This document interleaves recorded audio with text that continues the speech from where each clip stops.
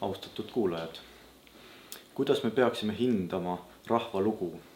Kas selle kaanele kirjutatud huvitava pealkirja, esimeste lehtede või ajaloo peatüki järgi? Tegelikult peaksime vaatama sügavamale rahva kultuurilukku. Ei piisa ainult pealiskaudsusest, teosesse tuleb süveneda. Tähtis on ka raamatu ühtsus ja tugev köide, mis tagaks säilimise ka raskematel aegadel. Riik on üks rahva ühtsuse alustalasid. Poliitiline üksus, mille oluliseks ülesandeks on keele ja kultuuri hoidmine, vähemalt peaks olema. Eesti Vabariigi põhiseaduse ja preambulumi kohaselt on riigi eesmärgiks Eesti rahva, keele ja kultuuri säilimise tagamine läbi aegade.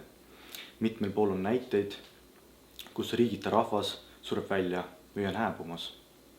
See jutt käib ka mitme meie sugulasrahva kohta, mille üheks näiteks on liivlased. Nende viimane teadaolev liivi keelt emakeelena kõnelenud isik suri 2013. aastal. Paar aastat varasematel andmetel oli ennast liivlasena tundnud isikuid veel veidi alla 300. Eestlastele meeldib hoobelda maailma suurima rahvaluule kogumikuga, kuid sama teevad ka meie naabrid, soomlased ja lätlased. Kultuuri ei saa mõõta, kui me võiksime ja peaksime seda väärtustama.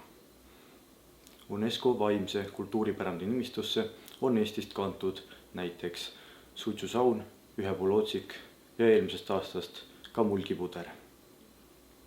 Me elame ühiskonnas, kus järjest tugevamalt on tunda inglise keele ja Halloweeni pealetungi. Sellisel olukorral tuleb silma peal hoida, et ka tulevikus oleks lapsi, kes Marti jooksmas käivad. Eestlaste kombed on tihedalt seotud loodusega. Meil on veel lapsi, keda viiakse maale vanaema juurde kartuleid rohima ja inimesi, kes endale metsast leiduvast hoidiseid teevad. Paljudel meie esivanematel olid metsas pühapaigad, hiied, kus käidi head saaki soovimas või tähtsad otsuseid vastu võtmas. Praeguseks oleme tugevalt pöörandunud loodusest ja see trend on süvenud iga järgneva põlvkonnaga. Paljud Eesti pühapaigad on pidanud alla vanduma saeteradele. Õnneks ei jäta sellised olukorrad kõiki ükskõikseks. Näiteks Lõuna-Eestis on mitmeid kogukondi, kus külarahvas tuleb kokku, et pikalt püsinud pühapaika kaitsta.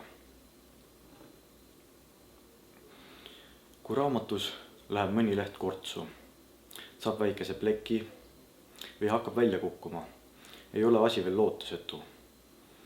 Kurvaks muutub olukord siis, kui katkisele lehele tähelepanu pöörata ja leht kaob. Hooletu rahvas võib lihtsasti kaotada olulise osa oma kultuurist. Rahva tulevikku määrab see, kas ja kui hästi ta oma minevikku mäletab. Aitäh!